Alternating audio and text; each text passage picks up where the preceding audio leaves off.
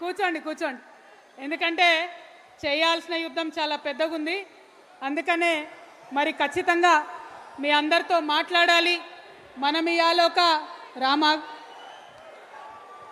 కూర్చోవాలి కూర్చో. జై తెలంగాణ. ఇవాళ సామాజిక న్యాయ తెలంగాణ సాధించడానికి మనందరం ఒక సంకల్పం తీసుకోబోతా ఉన్నాం. మరి ఈ సంకల్ప సభకు ఇంత పెద్ద ఎత్తున హాజరైనటువంటి తెలంగాణ రక్షణ సేన శ్రేణులందరికీ హృదయపూర్వకంగా నేను నా నమస్కారాలు తెలియజేస్తున్నా. మీరందరూ గుర్తుపెట్టుకోవాల్సిన అంశం ఒకటి ఉన్నది. ఈ తెలంగాణ రాష్ట్రంలో ఏ ప్రధాన స్రవంతి పార్టీ కానీ ఇంతవరకు సామాజిక న్యాయానికి ఒక కంకణబద్ధులై సంకల్పం తీసుకొని ముందుకెళ్లాలనే ఆలోచన చేయలేదు. మరి అటువంటి ప్రయత్నం చేసిన మొట్టమొదటి పార్టీగా ఈ మా మహాసేన అందరికి కూడా నేను ధన్యవాదాలు తెలియజేస్తూ ఉన్నాను. ఎందుకంటే ఇవాళ మనం ఒక కొత్త చరిత్ర రాస్తూ ఉన్నాం. ఈ కొత్త చరిత్ర తెలంగాణలో ఉన్న అనేక మంది జీవితాలను మార్చబోతూ ఉన్నది. తెలంగాణనే కాదు, మరి భారతదేశంలో ఉన్నటువంటి కోట్లాది మంది జీవితాన్ని కూడా ఈ యొక్క మీటింగు మార్చబోతూ ఉన్నదని నేను సగర్వంగా తెలియజేస్తూ ఉన్నాను. ఎందుకు ఈ మాట చెప్తా ఉన్నా అంటే, మరి ప్రపంచవ్యాప్తంగా అనేక సందర్భాల్లో అనేక చోట్ల ప్రజాస్వామ్యం రాకముందు రాచరికం ఉన్నప్పుడు అనేకమైనటువంటి దాష్టికాలు చాలా ప్రజా సమూహాల మీద జరిగినాయి. జై తెలంగాణ. కూర్చోండి, మీరు కూర్చో, రిలాక్స్, కూర్చో, మంచి కూర్చోండి. ముందటోళ్ళు కూర్చోండి. మన వాలంటీర్స్ వెనకకు జరిగితే కొద్దిగా కూర్చున్న వాళ్ళకి కనబడుతుంది. అట్లా నిల్చుండ్రా, కూర్చోండి. ఇవాళ మీ అందరినీ నేను కోరేది ఒకటే.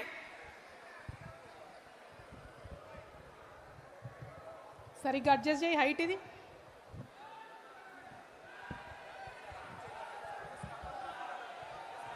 కిందకి పెట్టాలా? ఓకేనా? Right, okay, thank you. ఇవాళ ఒక చరిత్ర రాయబోతా ఉన్నాం మనం. కాబట్టి తెలంగాణ రక్షణ సేన సైనికులందరూ కూడా సగర్వంగా ఉండాలి, చాలా ప్రౌడ్గా ఫీల్ కావాలి ఈ మీటింగ్ పెట్టుకున్నందుకని నేను మిమ్మల్ని కోరుతా ఉన్నా. ఎందుకోసం మరి? చాలా గంభీరమైన విషయం ఇది. దయచేసి దీన్ని చాలా సీరియస్గా తీసుకొని ప్రతి ఒక్కరం పనిచేయాలి. మన భారతదేశంలో కానీ ప్రపంచమంతా కూడా రాచరికాలు ఉన్నప్పుడు పేదవాళ్ళ మీద అనేక దాష్టికాలు జరిగినాయి. కానీ ఎప్పుడైతే ప్రజాస్వామ్యం వచ్చిందో మెల్లమెల్లగా పద్ధతులు మారుకుంటూ వచ్చినాయి. మారుతున్నటువంటి ఆ పద్ధతులు మన భారతదేశంలో కూడా మనం చూసినాం. రాజ్యాంగం రాసుకున్నటువంటి రాజ్యాంగాన్ని అమలు చేయడం కోసమే ఇవాళ ఈ మీటింగ్ పెట్టుకున్నాం. మరి మీ అందరూ ఆలోచన చేయాలి. రాజ్యాంగం రాసుకున్నాం, చాలా ఏండ్లయింది. 1950లో కాన్స్టిట్యూషన్ అడాప్ట్ చేసుకున్నాం. మరి ఆ రోజు నుండి ఈ రోజు వరకు రాజ్యాంగం అమలు కాలేదా అని అంటే సంపూర్ణంగా కాలేదనే చెప్పాలి. కొంత బాధతో చెప్తున్నాం, కొంత దుఃఖంతో చెప్తున్నాం, కానీ సంపూర్ణంగా రాజ్యాంగం ఇంకా అమలు కాలేదనే చెప్పాలి. మరి ఆ రాజ్యాంగం సంపూర్ణంగా అమలు చేయడానికే ఈ సామాజిక న్యాయ పోరాటం చేయబోతా ఉన్నాం. ఈ సామాజిక న్యాయ సంకల్పం తీసుకోబోతా ఉన్నామని ఇవాళ తెలంగాణ సమాజానికి అందరికీ కూడా వినమ్రంగా మేము తెలియజేస్తూ ఉన్నాం. మరి సామాజిక న్యాయం అనగానే చాలామంది ఉలిక్కి పడతారు. సామాజిక న్యాయం అనగానే మా సీట్ ఏదో పోతుందని చాలామంది భయపడతారు. కానీ అట్లా ఆలోచన చేయకూడదు. ఎందుకు ఈ మాట చెప్తా ఉన్నా అంటే, మన భారతదేశంలో ఉండవా, ఆగు, కొద్దిసేపు ఆగు, ఒక నిమిషం ఆగు. ఎవరిని ఇవాళ మన భారతదేశంలో గౌతమ బుద్ధుడు రాజు ఉండే, తర్వాత యువరాజు ఉండే, తర్వాత రాజయ్యేది ఉండే. కానీ ఒక్కసారి బయటకెళ్ళి సామాన్య ప్రజల కష్టాలు చూసినందుకే రాజ్యాన్ని వదిలి, కుటుంబాన్ని వదిలి బయటకొచ్చి ప్రజాస్వామ్యం కావాలి, గణతంత్రం ఉండాలని చెప్పి చిన్న జాతుల వాళ్ళందరినీ ఏకం చేసి ఆనాడు మొట్టమొదటి ప్రజాస్వామిక గణతంత్రాన్ని గౌతమ బుద్ధుడు నిర్మించిండు. మరి అటువంటి నేలలో పుట్టిన వాళ్ళం మనం, అటువంటి నేలకు వారసులం మనం ఎంత పెద్ద హృదయంతో ఆలోచించుకోవాలి. ఒకసారి మనందరం ఆలోచన చేసుకోవాలి. టీఆర్ఎస్ పార్టీ కొత్తగా పెట్టిన రాజకీయ పార్టీ, మనకు కొత్తగా ఒక సాలు తీసేటటువంటి అవకాశం ఆ భగవంతుడు ఇచ్చిండు. తెలంగాణలో ఇన్ని రోజులు ఏదైతే జరగలేదో అది చేసేటటువంటి అవకాశం ఆ భగవంతుడు మనకిచ్చిండు. ఆనాడు గౌతమ బుద్ధుడిని ఆదర్శంగా తీసుకొని ఆ తర్వాత సాహు మహారాజ్ మొట్టమొదటిసారి భారతదేశంలో అణగారిన వర్గాలకు రాచరికపు వ్యవస్థలో కూడా రిజర్వేషన్లు ఇచ్చినటువంటి గొప్ప మనిషి. ఆయన వారసులం మనం. మరి మనం ఎంత గొప్పగా ఆలోచించాలి, మనం ఎంత గొప్పగా మన సమాజాన్ని తీర్చిదిద్దుకోవాలి. ఆ సాహు మహారాజ్ నుంచి మరి పూలే గారు, ఆ తర్వాత అంబేద్కర్ గారు, ఆ తర్వాత ఒకరెనుక ఒకరు ఒక దీపం ఇంకొక దీపాన్ని వెలిగించినట్టు ఆనాడు బుద్ధుడు వెలిగించిన జ్యోతి ఒకరి నుంచి ఒకరికి వెలుగుతూ వచ్చి ఇవాళ సమాజంలో ఈ ప్రజాస్వామ్యాన్ని సాధించుకునేటటువంటి పరిస్థితి మనకు వచ్చింది. మరి ఇటువంటి సందర్భంలో తెలంగాణ రాష్ట్రంలో ఒక రాజకీయ శక్తిగా వచ్చిన మనం ఆలోచన చేసుకోవాలి. భారతదేశ చరిత్ర అది, మరి తెలంగాణ చరిత్ర ఏం జరిగింది తెలంగాణలో? తెలంగాణ వీరులు పౌరుషవంతమైనటువంటి మనుషులం కాబట్టి ఆనాడు జమీందారీ వ్యవస్థ వస్తే, ఆర్థిక అణచివేత వస్తే దున్నేవాడిదే భూమి అనే నినాదంతో భూస్వాములందరినీ కూడా గడీల నుంచి తరిమి కొట్టినాం. జరిగిందేంది? దాని పర్యవసానంగా ఆర్థికంగా ఉన్నటువంటి అసమానతలు తొలగించే ఒక అడుగు పడ్డది. కానీ సామాజికంగా సాంఘికంగా రావాల్సిన విప్లవాలు, కులాలపై జరగాల్సినటువంటి పోరాటాలు, కుల వివక్ష మీద జరగాల్సిన పోరాటాలు జరగాల్సిన స్థాయిలో జరగలేదు. ఆ విషయం మనందరం ఒప్పుకోవాలి. అందుకే ఇవాళ తెలంగాణలో ఇంకా కూడా కుల వివక్ష కొనసాగుతుంది, ఇంకా కూడా సామాజిక అన్యాయం జరుగుతుంది. సామాజిక అన్యాయం తెలంగాణలో జరుగుతుంది కాబట్టే ఇవాళ సామాజిక న్యాయం తెలంగాణలో రావాలని దానికి సంకల్పం తీసుకోవడానికే ఇవాళ ఇంత పెద్ద సంఖ్యలో మనందరం కూడా ఇక్కడికి రావడం జరిగింది. మరి నేను ఒక అగ్రవర్ణాల్లో పుట్టిన బిడ్డని. ఈ మీటింగ్ కాగానే చాలా మంది పల్లికి ఇచ్చుకుంటూ అడుగుతారు, ఈమెకేం సంబంధం సామాజిక న్యాయంతోనని. వారికి చెప్తున్నా, చెవులు తెలుసుకొని వినాలి. నేను ఒక అగ్రవర్ణాల్లో పుట్టిన బిడ్డని, గర్వంగా చెప్తా ఉన్నా. ఎందుకంటే నా పుట్టుక నా చేతిలో లేదు. ఎవరి పుట్టుక మీద వాళ్ళ గర్వం ఉండాల్సిందే. కానీ కానీ కానీ ఎట్లా జీవించాలో, ఎట్లా పనిచేయాలో, ఎవరి కోసం పనిచేయాలో, ఏ విధానంతో పనిచేయాలో అది నా చేతిలో ఉంది. అది నా చేతిలోనే ఉంది. అందుకే ఇవాళ తెలంగాణలో ఉన్న అన్ని అణగారిన వర్గాలతోని, అణచివేయబడ్డ కులాలతోని, ఇప్పటికీ కనీసం ఒక వార్డు మెంబర్ కానటువంటి కులాలతోని, గ్రామ పంచాయతీ ముఖం తెలవని కులాలతోని, అసెంబ్లీ ఎట్లుంటుందో అర్థం కానటువంటి కులాలతోని, వారితోని కలిసి పనిచేసి, వారితోని భుజం తట్టి ఉద్యమం చేసి వారికి సాధికారత తెచ్చేంత వరకు కూడా నా జీవితం అంకితం చేస్తున్నానని ఈ సందర్భంగా నేను తెలియజేస్తున్నా.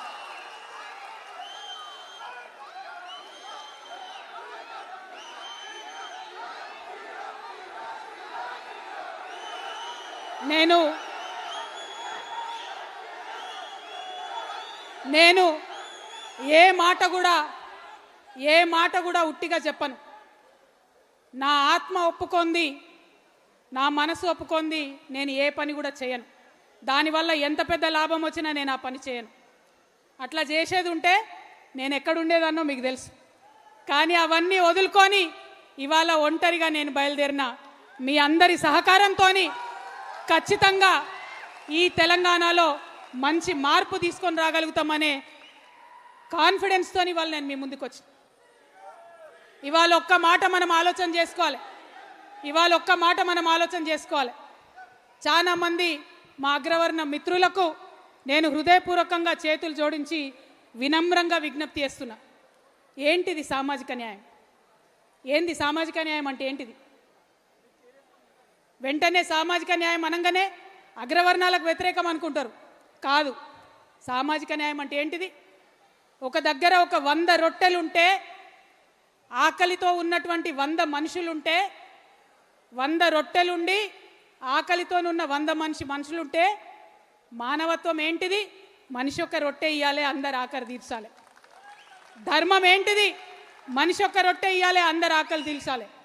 న్యాయం ఏంటిది? మనిషి ఒక్క రొట్టె ఇయ్యాలి, అందరు ఆకలి తీర్చాలి. చట్టం ఏం చెప్తుంది? వనరులు సమానంగా పంచుకోవాలి, మనిషి ఒక్క రొట్టె ఇయ్యాలి, అందరు ఆకలి తీర్చాలి. కానీ ఏం జరుగుతోంది వాళ్ళ భారతదేశంలో? 100 రొట్టెలు ఉన్నాయి, ఆకలితో నుండే 100 మనుషులు ఉన్నారు. కానీ బలవంతులైనటువంటి 10 మంది మనుషులు 90 రొట్టెలు తింటున్నారు. ఇవాళ బలహీనమైనటువంటి 90 మంది మనుషులు 10 రొట్టెలు పంచుకొని తినే దుస్థితిలో ఉన్నారు ఈరోజు. ఇది న్యాయమా? ఇది ధర్మమా? ఒక్కసారి అగ్రవర్ణాల్లో ఉండేటటువంటి మా మిత్రులందరూ కూడా ఆలోచన చేయాలని వినమ్రంగా చేతులు జోడించి నేను కోరుతా ఉన్నాను. ఎందుకంటే చాలా సందర్భాల్లో న్యాయము, చట్టము, ధర్మము కలగలిసే అంశాలు రావు. కొన్ని సందర్భాల్లోనే చరిత్రలో అటువంటి అంశాలు వస్తాయి. సామాజిక న్యాయం అనేది అటువంటి అంశం. భారత రాజ్యాంగం చెప్తుంది సామాజిక న్యాయం కావాలని, న్యాయం చెప్తుంది సామాజిక న్యాయం కావాలని. ఇప్పటిదాకా మనం మాట్లాడుకున్న ధర్మం చెప్తుంది సామాజిక న్యాయం కావాలని. అందుకే మా అగ్రవర్ణాల్లో ఉండే మిత్రులకు నేను చెప్తా ఉన్నాను, ఆలోచన చేయండి. ఎందుకంటే ఈ భారతదేశంలో ఎప్పుడు పరివర్తన వచ్చినా ప్రజాస్వామ్యవాదులైనటువంటి అగ్రవర్ణ మిత్రులు కలిసి వచ్చి ముందు ఉండి ఆ పరివర్తన తీసుకొచ్చినారు. మనం గౌతమ బుద్ధుడి కన్నా గొప్ప వాళ్ళం కాదు కదా. ఆ గౌతమ బుద్ధుడు ఒక క్షత్రియ పుత్రుడే అయినా రాజ్యం ఇడిచి వచ్చి ప్రజాస్వామ్యం కోసం కొట్లాడిండు. ఆయన స్ఫూర్తిగా ఇవాళ అగ్రవర్ణాలు కలిసి వచ్చి తెలంగాణలో సామాజిక న్యాయం కోసం కొట్లాడాలి. ఆయన తర్వాత వచ్చిన సాహు మహారాజ్ మరాఠా శూద్ర అగ్రవర్ణ కులానికి సంబంధించిన వాడే. కానీ రిజర్వేషన్లు ఇచ్చిండు, రాజు అయ్యుండి రిజర్వేషన్లు ఇచ్చిండు. ఆ స్ఫూర్తితో ఇవాళ అగ్రవర్ణ మిత్రులందరూ కూడా తెలంగాణలో సామాజిక న్యాయం కావాలని ముందు వరుసలో ఉండి కొట్లాడాలి. ఆ తర్వాత మండల్ కమిషన్ రిపోర్ట్ వస్తే కాంగ్రెస్ పార్టీ 20 ఏండ్లు బీర్వాలేసి భద్రంగా తాళమేస్తే మరొక క్షత్రియ పుత్రుడు విశ్వనాథ్ ప్రతాప్ సింగ్ వచ్చి విప్లవాత్మకంగా ఆ మండల్ కమిషన్ రిపోర్ట్ని అమలు చేసిండు. వారిని స్ఫూర్తిగా తీసుకొని ఇవాళ అగ్రవర్ణ మిత్రులందరూ తెలంగాణలో సామాజిక న్యాయం కోసం కదలి రావాలి, టీఆర్ఎస్తోని కలిసి రావాలి. అదేవిధంగా పక్కనే ఉన్న తమిళనాడులో తన రాజకీయ చతురతను ప్రదర్శించి బీసీలకు ఉండే రిజర్వేషన్ని శాశ్వతంగా వారిని కాపాడడం కోసం 9th షెడ్యూల్లో పెట్టించినటువంటి విప్లవ వనిత జయలలిత, ఆమె అగ్రవర్ణ బ్రాహ్మణ స్త్రీ, ఆమెను ఆదర్శంగా తీసుకొని ఇవాళ అగ్రవర్ణ మహిళలందరూ కూడా కదలి రావాలి, ఈ ఉద్యమంలో కలిసి రావాలి, తెలంగాణలో సామాజిక న్యాయం సాధించి తీరాలి. మనందరికీ తెలుసు, ఒకప్పుడు అజ్మల్ కసబ్ అనేటోడు యుద్ధం చేసి మన మీద పార్లమెంట్ మీద దాడి చేసినప్పుడు దేశంలో అందరూ మాట్లాడారు ఉరిదీయాలే అని. కానీ రాజ్యాంగం ఒప్పుకోలే, న్యాయం ఒప్పుకోలే, సరైన దారిలో పోవాలని చెప్పింది. చాలా చిన్న చిన్న సంఘటనలు చూస్తుంటాం మనం. చిన్న చిన్న పిల్లల్ని, 2 సంవత్సరాల పిల్లల్ని అత్యాచారాలు చేసిన వాళ్ళని, ముఖ్యంగా మా ఆడబిడ్డలైతే ఈ దుర్మార్గుని కాల్చి చంపాలి అని అంటారు. కానీ చట్టం ఒప్పుకోదు. ధర్మం ఒక్కొక్కసారి ఒప్పుకోవచ్చు, కానీ చట్టం ఒప్పుకోదు. కానీ నేను ఇవాళ రిక్వెస్ట్ చేసి చెప్తా ఉన్నా, ఈ సామాజిక న్యాయ పోరాటం ఇది ధర్మ పోరాటం. ఇక్కడ న్యాయము, చట్టము, ధర్మము అన్నీ కూడా అణగారిన వర్గాల వైపు ఉన్నాయి. ఈ ధర్మ పోరాటంలో కలిసి రావాలని మా మిత్రులందరినీ కూడా కోరుతా ఉన్నా. చాలామంది అగ్రవర్ణాలు, ఎంతోమంది బీసీ బిడ్డలు, ఎంతోమంది ఎస్సీ బిడ్డలు విదేశాలకు పోతా ఉన్నాం. అమెరికాకు పోతున్నాం, ఇంగ్లాండ్ పోతున్నాం, ఆస్ట్రేలియాకు పోతున్నాం. అక్కడ ఇగో ఈయన నల్లగున్నాడు, ఈయన భారతదేశం వాళ్ళు, వీళ్ళ స్కిన్ బ్రౌన్గా ఉందని మన మీద వివక్ష చూపిస్తే బాధపడుతున్నాం. అది రేసిజం అంటున్నాం. మరి మన ఇంట్లో, మన దేశంలో, మన పక్కన, మన హృదయాల్లో ఉన్న ఈ వివక్షను రేసిజం అనొద్దా? గుర్తు పట్టొద్దా? దాన్ని తుడి చేయొద్దా? దయచేసి ఒకసారి ఆలోచించండి. నేనేం శుద్ధులు చెప్పడానికి రాలే. నేను పర్ఫెక్ట్గా ప్రజాస్వామ్యాన్ని, డెమోక్రసీని నమ్ముతా. డెమోక్రటికల్ సెటప్లో ముందుకు పోవాలంటే, దేశం అభివృద్ధి చెందాలంటే, ఆనాడు స్వతంత్రం వచ్చిన నాడు ఎట్లయితే ఎస్సీ ఎస్టీలకు రిజర్వేషన్ ఇచ్చిర్రో ఆనాడే బీసీలకు రిజర్వేషన్ ఇచ్చి ఉంటే ఈ పాటికి భారతదేశం అమెరికాతోని పోటీ పడేదని బలంగా నమ్మే వ్యక్తిగా నేను మాట్లాడుతూ ఉన్నా. అందుకోసమే ఇప్పటికన్నా సామాజిక న్యాయం కోసం కొట్లాడదామని అంటున్నా. ఎస్సీ మిత్రుల విషయం చేసుకోండి, ఒక్కసారి ఆలోచన చేయండి. నేను హృదయంతో ఆలోచన చేయాలని కోరుతా ఉన్నా. ముఖ్యంగా ఇక్కడ కండువా కప్పుకొని ఉన్న మా టీఆర్ఎస్ మిత్రులందరూ మీరు మళ్ళా గ్రామాలకు పోయి ఈ చర్చ పెట్టాలి కాబట్టి మనసు పెట్టి వినాలని చెప్పి మిమ్మల్ని వినమ్రంగా కోరుతా ఉన్నా. ఎస్సీ మిత్రుల గురించి ఒకసారి ఆలోచించండి. ఎస్సీ అనగానే ఏమంటారు అందరూ, అది బీసీలు కానీ ఓసీలు కానీ వాళ్ళకేంది, వాళ్ళకి రిజర్వేషన్ ఉంది, వాళ్ళకేం తక్కువైంది, ఉద్యోగాలు వస్తున్నాయి, ఎమ్మెల్యేలు అవుతురు అంటారు. కానీ ఏదన్నా పండగ వస్తే ఒక దళిత కుటుంబాన్ని పిలిచి మన ఇంట్లో కూసబెట్టుకొని ఎప్పుడన్నా భోజనం చేయించినామా? అటువంటి హృదయ పరివర్తన జరిగిందా? డెమోక్రసీలో అందరం ఒకటే అనుకుంటున్న మనం అటువంటి ఆలోచన ఎప్పుడన్నా చేసినామా? ఒక్కసారి దయచేసి ఆలోచన చేయండి. నేను ఉట్టిగా చెప్తాలని ఈ మాట, పరివర్తన రావాలే, డెఫినెట్గా మన హృదయాలు ట్రాన్స్ఫార్మ్ కావాలి కాబట్టి ఆలోచించమని నేను చెప్తా ఉన్నా. అదేవిధంగా మరి ఎస్సీలకు పోని రిజర్వేషన్ ఉంది, స్వతంత్రం వచ్చినప్పటి నుంచి ఉన్నది, 79 ఏళ్ళు అవుతుంది రిజర్వేషన్ ఉన్నది. కానీ నిన్నగాక మొన్న మన తెలంగాణలో వచ్చిన రిపోర్ట్లో 97% మంది దళిత కుటుంబాలు అత్యంత వెనుకబాటులో ఉన్నారని చెప్తున్నారు. ఎందుకు జరుగుతుంది ఇట్లా? మరి ఇవాళ అన్ని డిపార్ట్మెంట్లో కలెక్టర్లుగా ఉన్నటువంటి వాళ్ళు, హెచ్ఓడీలుగా ఉన్నటువంటి వాళ్ళు, అగ్రవర్ణాల మిత్రులు, బీసీ మిత్రులు ఆలోచన చేసుకోవాలి. ఎప్పుడన్నా బ్యాక్లాగ్ పోస్టులు వస్తే ఇస్తున్నామా మనం బయటికి? ఎస్సీలకు ప్రమోషన్లు వస్తే ఇస్తున్నామా బయటికి? ఇవాళ దేశంలో ఇన్ని శుద్ధులు చెప్పే మోడీ గారి పరిపాలనలో లక్షలాది బ్యాక్లాగ్ ఎస్సీ ఎస్టీ పోస్టులు పెండింగ్ ఉన్నాయి. ఈ సామాజిక న్యాయ పోరాటంలో మనం సంకల్పం తీసుకుందాం, బ్యాక్లాగ్ ఉన్న ప్రతి ఎస్సీ ఎస్టీ పోస్టుని ఇచ్చేంత వరకు మనం పిడికిలెత్తి పోరాటం చేద్దాం. ఎస్సీ మిత్రులకు అండగా నిలబడదాం, వారి యొక్క జీవన ప్రమాణాలను పెంచుకోవడానికి పోరాటం చేద్దాం. అదేవిధంగా ఎస్టీల గురించి మాట్లాడితే మళ్ళీ అదే అంటారు, వీళ్ళకేమైంది, రిజర్వేషన్ ఉంది కదా, వాళ్ళకేమైంది, ఐఏఎస్లు అవుతారు కదా, ఐపీఎస్లు అవుతారు కదా. నిన్న మొన్న వచ్చిన రిపోర్ట్ చెప్తుంది, బాధాకరం, 99% 99% STs are poorest then the poor people. విపరీతమైన బ్యాక్వర్డ్నెస్ ఉంది. ఎందుకుంది మరి? రిజర్వేషన్లు వచ్చే, ఉద్యోగాలు వచ్చే, ఎందుకుంది బ్యాక్వర్డ్నెస్? ఎందుకంటే అడవిలకెళ్ళి అన్నలను పారదోలి అడవిలన్నింటినీ తీసుకొని 170 చట్టాన్ని కుల్లబొడిచి ఇవాళ అదానికి అంబానికి అడవి సంపదను కూడా అప్పయెప్పే ప్రయత్నం జరుగుతుంటే మరి వెనకబాటుతనం ఉంటుంది ఎస్టీలలో. ఆ ఎస్టీలలో, ఆదివాసీ బిడ్డలలో, ఆ గిరిజనులలో, మా ఎరకల సోదరులో, మా లంబాడ సోదరులో వాళ్ళలో ఉన్న వెనకబాటుతనాన్ని నిర్మూలిస్తామని అలా ప్రతిజ్ఞ చేయాలని మా టీఆర్ఎస్ శ్రేణులందరినీ కూడా నేను కోరుతా ఉన్నా. ఇచ్చినం రిజర్వేషన్ అయిపోయిందంటే కాదు, మానసిక మార్పు కూడా రావాలి. ఖచ్చితంగా మా అగ్రవర్ణ మిత్రులు నేను అడుగుతా ఉన్నా, ఆలోచించండి, థింక్ చేయండి. మన సొసైటీలో మనమే ఎందుకు ఇన్ని బ్యారియర్స్ పెట్టుకోవాలి ఒకసారి ఆలోచన చేయండి. అదేవిధంగా हमारे यहाँ बहुत सारे मुसलमान भाई बहन हैं, आप सबका भी मैं शुक्रिया अदा करती हूँ, लेकिन जो आप इस जलसे में आए ये कोई आम जलसा नहीं है, ऐसा जलसा है जो हमारे ज़िंदगियों में तब्दीली लाने वाली ये जलसा है. हमारे तेलंगाना में जितनी भी हमारी आबादी है मुसलमानों की, एक बार सोचिए क्या उतनी हमारी नुमाइंदी असेंबली में है? क्या पार्लियामेंट में उतने नुमाइंदे हमारे हैं? क्या हमारे सरपंचस बने? क्या हमारे जेडपीटीसी बने? क्या हमारे एमपीटीसी बने? क्या क्या चाहिए होता है कोई भी कौम को? सिर्फ 3 चीजें चाहिए होती है. तालीम चाहिए, तालीम से शुअर आता है. फाइनेंशियल एम्पावरमेंट चाहिए, फाइनेंशियल एम्पावरमेंट से खुददारी आती है. पॉलिटिकल एम्पावरमेंट चाहिए, पॉलिटिकल एम्पावरमेंट से इंसाफ मिलती है. ये तीनों चीज़ बहुत ज़रूरी है और हमारे तेलंगाना के मुसलमान भाई बहनों उनको आगे बढ़ने के लिए ये तीनों चीज़ों में भी हम टीआरएस पार्टी के तरफ से जी तोड़ कोशिश करेंगे, कोई भी कसर नहीं छोड़ेंगे. हम आज बाज़ाब्ता ये पूछ रहे हैं हुकूमत से, जो मौजूदा भी हुकूमत है, जो पुरानी वाली हुकूमत है, उनसे भी हम पूछ रहे हैं, आपने सियासी वादे किए, क्या पेट भरता है सियासी वादों से? जब तक अमल नहीं होता है तो क्या पेट भरता है? लेकिन मेरी एक ख्वाहिश है कि असेंबली में हमारे मुसलमान खवातीन की आवाज़ गूंजना चाहिए. जब हमारी खवातीन की आवाज़ वहाँ गूंजेगी तब सोशल जस्टिस मिलेगा।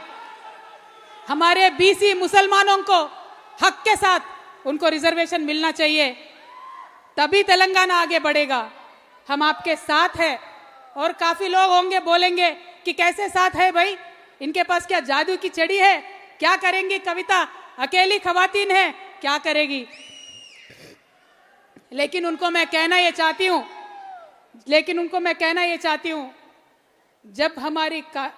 जब हमारी काफिला अज़्मो यकीन के साथ निकलेगी,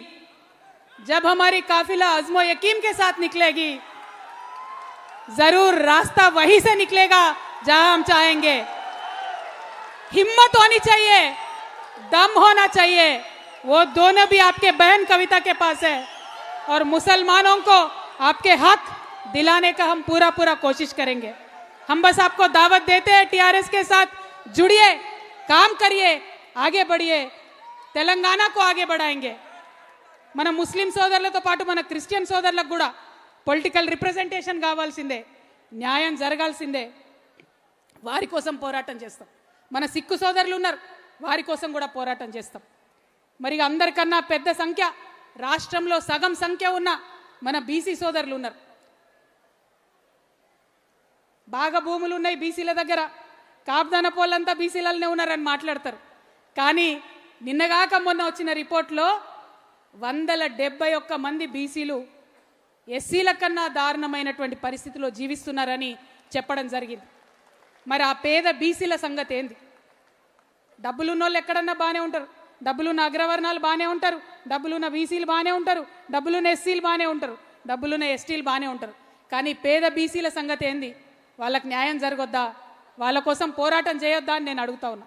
ఇలా కాంగ్రెస్ పార్టీ 42% అని చెప్పింది బీసీలకు, ఏ లెక్కన చెప్పినామంటే జవాబు లేదు। ఎందుకంటే బీసీలు ఉన్నది 46%, బీసీ ముస్లింలు ఉన్నది 10%, మొత్తం కలిపి 56% రిజర్వేషన్ ఇవ్వాలి। కానీ 42% బిల్లు పెట్టిండ్రు, అవి తీసుకుపోయి రాష్ట్రపతి దగ్గర ఇరకబెట్టిండ్రు, అవి బయటికి రావు। కానీ రేవంత్ రెడ్డి, కిషన్ రెడ్డి ఇద్దరు ప్రేమ లెక్కలు రాసుకుంటుంటారు, గల్లీ మే కుస్తీ, ఢిల్లీ మే దోస్తీ। మరి ఈ దోస్తీ బీసీ బిల్లు తేవడానికి ఎందుకు వాడుకుంటలేరు రేవంత్ రెడ్డి గారు? అడుగుదామా? సిద్ధంగా ఉన్నారు అందరూ? పక్కానా? మరి అది అడగాలంటేనే బీసీలకు రిజర్వేషన్ల కోసం మడమదిప్పని పోరాటం టీఆర్ఎస్ పార్టీ చేయాలి।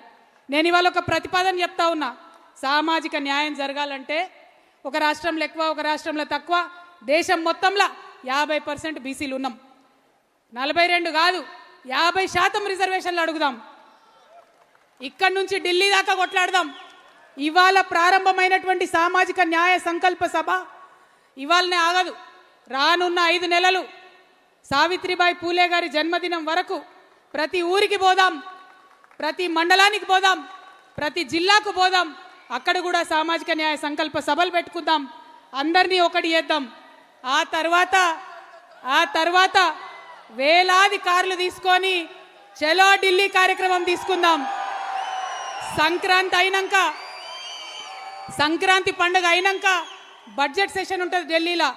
ఇవాళ ఇక్కడ నుంచి హెచ్చరిక చేస్తా ఉన్నాం బీజేపీకి, కాంగ్రెస్కి, మీరు వచ్చే బడ్జెట్ సెషన్ లోపల బీసీ బిల్లు మర్యాదగా పాస్ చేసి పంపండి, లేకపోతే తెలంగాణ టీఆర్ఎస్ సైన్యం అంతా ఢిల్లీకి బయలుదేరుతుంది। మా రోజు వీరన్న గారి స్ఫూర్తితోని గుత్పలు అందుకొని ఢిల్లీకి బయలుదేరదాం, సైన్యం అంతా ఆడికి పోదాం, ఢిల్లీకి పోయి యుద్ధం చేద్దాం। నిన్న మొన్న ఉద్యమాలు జరిగినాయి, చిన్న పిల్లలు చేసిరు, మీరందరూ అనుకుంటే ఎంతసేపు ఢిల్లీ జామ్ చేయొచ్చు కదా, చేద్దామా? పక్కానా? సంక్రాంతి అయినాక సిద్ధంగా ఉంటారా? అంత లోపల గ్రామానికి వెళ్ళండి, మన సైనికుల్ని సిద్ధం చేసుకోండి, వేలాదిగా ఢిల్లీకి పోవడానికి రెడీగాండి। మళ్ళా వచ్చే సంవత్సరం మళ్ళా ఆగస్టు 6 రోజు జయశంకర్ సార్ పుట్టినరోజు నాడు మళ్ళీ కలుద్దాం, ఆనాడు మళ్ళీ సమీక్షించుకుందాం। మనము సామాజిక న్యాయ పోరాటం ఏదైతే తీసుకున్నామో ఆ సంకల్పంలో ఎన్ని అడుగులు ముందట పడ్డాయి ఆలోచన చేసుకుందాం, ఇంకా చేయాల్సింది ఏముంది సమీక్ష చేసుకుందాం। దేశవ్యాప్తంగా సామాజిక న్యాయం కోసం ఉద్యమాలు చేసేటటువంటి అన్ని పార్టీలతోని కలిసి పనిచేద్దాం, అన్ని వ్యక్తుల్ని, అందరి శక్తుల్ని కలుపుకుందాం, ఊరూరా ఉద్యమ జెండా ఎగరేద్దాం, సామాజిక న్యాయ తెలంగాణను సాధించి తీరుదాం. సామాజిక న్యాయ తెలంగాణ సాధిస్తేనే తెచ్చుకున్న తెలంగాణకు అర్థం ఉంటుంది. ప్రొఫెసర్ జయశంకర్ గారు నాకు పదే పదే చెప్పేవాళ్ళు, తెలంగాణ రావాలి, తెలంగాణలో సామాజిక న్యాయం జరగాలి.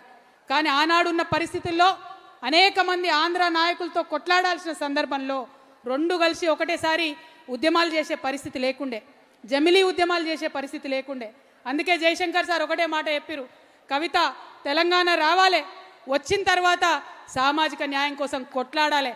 ఎట్లా అయితే తెలంగాణ రాకముందు ఇప్పుడు బతుకమ్మ ఎత్తుకొని తిరుగుతున్నావో, తెలంగాణ వచ్చినాక సామాజిక న్యాయం అనే బోనం అంతే పవిత్రంగా ఎత్తుకొని ఊరూరా తిరగాలని ప్రొఫెసర్ జయశంకర్ గారు అనేక పర్యాయాలు నాకు చెప్పిండ్రు. ఆయన చెప్తే ఆదేశంలాగా ఉండదు, ఆయన చెప్తే అమ్మ గోరుముద్దలు తినిపించినట్టు చెప్తాడు. అట్లా చెప్పిండు కాబట్టే ఆ సార్ అంటే నాకు అంత ప్రేమ. అందుకే నేను ఇవాళ మీ అందరినీ రిక్వెస్ట్ చేస్తూ ఉన్నా, ఆ సార్ విగ్రహాన్ని ట్యాంక్ బండ్ మీద నిలబెట్టుకోవాలి. మనం మన సంస్థ జాగృతి నుండి ఇప్పటికే 4 జిల్లాలలో పెట్టినాం, ఇంకా అన్ని జిల్లాలలో కూడా జయశంకర్ సార్ విగ్రహం పెడతాం. ఊరూరా మీరు సామాజిక న్యాయ సంకల్పం చేసేటప్పుడు ఆయా సామాజిక వర్గాలు ఆయా ప్రజల్ని కలుపుకొని ఎక్కడికక్కడ సార్ని ఆ ఊర్లలో నిలబెట్టండి. ఎక్కడ జయశంకర్ సార్ వస్తే అక్కడ వెలుగు వస్తుంది, సామాజిక న్యాయం వస్తుంది, స్వాతంత్రం వస్తుంది, అభివృద్ధి వస్తుంది. కాబట్టి వారు నిలబెట్టుకోవాలి. మరి ఈ విషయాలన్నింటినీ కూడా సమగ్రంగా ఒక ప్రతిజ్ఞ రాసుకోవడం జరిగింది. ఇప్పుడు మీ అందరినీ నేను రిక్వెస్ట్ చేస్తున్నా, తమ తమ స్థానాల్లో నిలబడి మీరందరూ కూడా మరి చేతు ముందుకు జాపి ప్రతిజ్ఞ చేయాలి. మరి ఈ ప్రతిజ్ఞ కన్నా ముందు నేను కొన్ని తీర్మానాలు చదువుతా, ఆ తీర్మానాలన్నీ కూడా మీరు ఆమోదం తెలపాలని చెప్పి కోరుతా ఉన్నాను. బీసీలకు చట్టసభల్లో 50% రిజర్వేషన్లు కల్పించే వరకు తెలంగాణ రక్షణ సేన దేశవ్యాప్తంగా బీసీ శక్తులను కలుపుకొని ఉద్యమిస్తుంది. ఓకేనా? ఓకే అంటే చప్పట్లు కొట్టాలి. మహాత్మా జ్యోతిబా పూలే, సావిత్రిబాయి పూలే దంపతులకు ఇప్పటి వరకు భారతరత్న ఇవ్వలేదు, కాబట్టి భారతరత్న ఇవ్వాలని ఈ సభ తీర్మానం చేస్తుంది. ఇవ్వాలనా వద్దా? మరి చప్పట్లు కొట్టరేమే. అదేవిధంగా ప్రొఫెసర్ జయశంకర్ సార్ విగ్రహాన్ని ట్యాంక్ బండ్ పై ఏర్పాటు చేయాలి, ఆయనకు పద్మభూషణ్ ఇవ్వాలని కోరుతూ తెలంగాణ ప్రభుత్వం కేంద్రానికి లేఖ రాయాలని డిమాండ్ చేస్తూ ఉన్నాం. రాజ్యాంగబద్ధంగా ఎస్సీలకు దక్కాల్సిన నిధుల్లో ₹1 కూడా పక్కదారి పట్టకుండా చర్యలు చేపట్టాలి. ప్రతి రూపాయి ఎస్సీల అభ్యున్నతి కోసమే ఖర్చు చేయాలని ఈ సభ తీర్మానం చేస్తూ ఉన్నది. కేంద్ర రాష్ట్ర ప్రభుత్వాల్లో ఖాళీగా ఉన్న ఎస్సీ ఎస్టీ బ్యాక్లాగ్ ఉద్యోగాలన్నీ భర్తీ చేసేందుకు ప్రత్యేక నోటిఫికేషన్ ఇవ్వాలని ఈ సభ తీర్మానం చేస్తుంది. ఏమైంది? అలసిపోయారా? ఆదివాసీలకు అడవులపై సంపూర్ణ హక్కులు కల్పించేలా మేం పనిచేస్తాము, మైదాన ప్రాంత గిరిజనులకు అభివృద్ధి ఫలాలు దక్కేలా మా పార్టీ తీర్మానం చేస్తుందని మీ అందరికి కూడా మాట ఇస్తూ ఉన్నాం. డీలిమిటేషన్తో సంబంధం లేకుండా చట్టసభల్లో మహిళలకు 33% రిజర్వేషన్లు కల్పిస్తూ పార్లమెంట్ ఉభయ సభల్లో బిల్లు పెట్టి ఆమోదం తెలపాలని ఈ సభ తీర్మానం చేస్తుంది. ముస్లింలకు ఆర్థిక స్వావలంబన, రాజకీయ ప్రాతినిధ్యంతో పాటు వక్ఫ్ భూముల రక్షణ చట్టం తేవాలని తీర్మానం చేస్తూ ఉన్నాం. క్రిస్టియన్లకు ఆర్థిక స్వావలంబన, రాజకీయ సమప్రాతినిధ్యం కోసం ఈ సభ తీర్మానం చేస్తున్నది. సిక్కు సోదరుల అభివృద్ధి కోసం, ఆర్థిక స్వావలంబన కోసం ప్రత్యేక కార్పొరేషన్ ఏర్పాటు చేయాలని ఈ సభ తీర్మానం చేస్తున్నది. ట్రాన్స్జెండర్ల అభివృద్ధి కోసం, స్వావలంబన కోసం ప్రత్యేక కార్పొరేషన్ ఏర్పాటు చేయాలని ఈ సభ తీర్మానం చేస్తున్నది. చివరిగా వికలాంగుల కోఆప్షన్ మెంబర్లుగా అవకాశం కల్పించడంతో పాటు వారికి హామీ ఇచ్చినట్లు పెన్షన్లు పెంచాలని ఈ సభ తీర్మానం చేస్తూ ఉంది. మరి మంచి తీర్మానాలన్నిటితో పాటు మన తెలంగాణ రక్షణ సేన మొత్తం సైనికులందరూ కూడా చెయ్యి ముందుకు చాచి దయచేసి సామాజిక న్యాయ తెలంగాణ ప్రతిజ్ఞ చేయాలని కోరుతున్నా. అందరు మనోళ్ళనే ఉన్నారా? మంది ఉన్నారు ఇక్కడ. మరి చేయిలు ముందుకు చాపుతలేరేమే ఉన్నారా? తెలంగాణ రక్షణ సేన సభ్యులమైన మేము, మళ్ళొకసారి, తెలంగాణ రక్షణ సేన సభ్యులమైన మేము భారత రాజ్యాంగం ప్రసాదించిన స్వేచ్ఛ, సమానత్వం, సౌభ్రాతృత్వం, సామాజిక న్యాయం, అనే మహోన్నత విలువలను శిరసావహిస్తూ ఈ ప్రతిజ్ఞ చేస్తున్నాం. శతాబ్దాలుగా వివక్ష, అణచివేత, అసమానతలకు గురైనటువంటి దళితులు, గిరిజనులు, ఆదివాసీలు, వెనుకబడిన వర్గాలు, మహిళలు, మైనారిటీలు మరియు ప్రతి అణగారిన పౌరుని సమగ్ర అభివృద్ధి, సాధికారిత కోసం కంకణబద్ధులమై శ్రమిస్తాము. ప్రతి ఒక్కరికి గౌరవప్రదమైన జీవనం, ఆర్థిక స్వావలంబన, రాజకీయ సమప్రాతినిధ్యం ధ్యేయంగా సామాజిక న్యాయ తెలంగాణ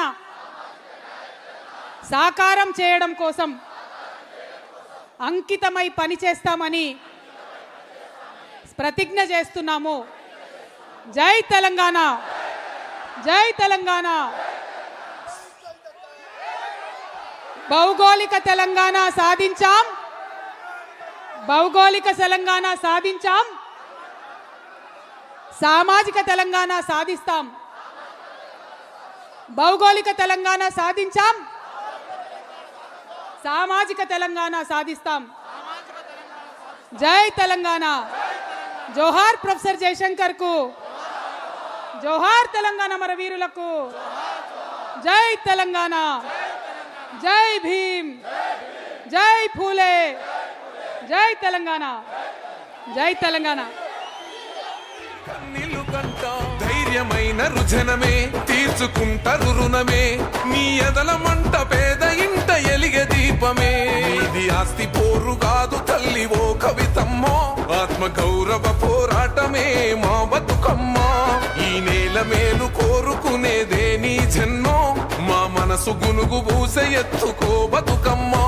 ఈ మట్టిలోన పుట్టినాడ బిడ్డవు నువ్వు, అందుకేగ మొండి గుండె కాసిరు నవ్వు. విద్యావంతుల వేదిక ద్వారా తెలంగాణ వ్యాపితంగా కూడా 5 మంది, 10 మంది, 20 మంది సంఖ్య చూడలేదు.